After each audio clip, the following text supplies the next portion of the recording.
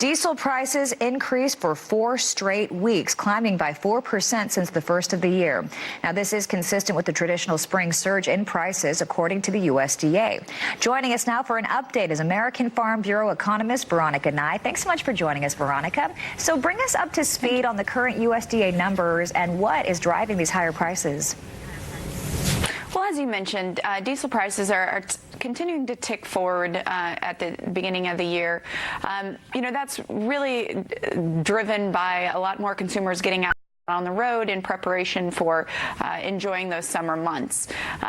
But when we look outside of the consumer side and start looking at truck transportation, traditionally those diesel prices have been a pretty significant component. But now we're starting to see things like driver wages, driver availability, truck availability, all having more of an impact than we've seen in the past. It's interesting, as we get into the summer months, we traditionally see higher oil prices as well. What expectations do you have for the oil markets going forward? Well, really, in 2019, it's a story of stability. Right now, folks are predicting about $60 per barrel throughout 2019. And if that holds, that'd put us about where gas and diesel prices were last year. That's really an interesting story if you look at the natural gas boom of the last several years and all of the stability that has brought to oil prices, resulting in 2019 a prediction of a global oil surplus. Global oil surplus. How do you think that will impact gas and diesel prices as we move into the summer driving season?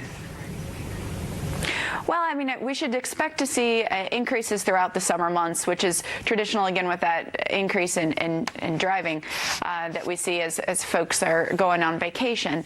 But when you compare 2018 and 2019, pretty similar patterns, which is going to be a disappointment to those who remember the prices we saw in 2017, which were a fair amount below the last couple of years.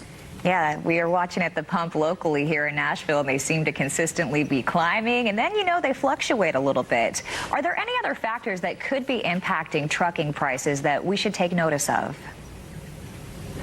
Well, in addition to the worker availability and hours of service, certainly we're starting to see the electronic logging device rules that went into effect in December 2017 have an impact. So we're up 4% in April of 2019 compared to where we were at the same point last year. And then if you're looking at current prices compared to where we were back in before that ELD came into effect, we're up almost 6%.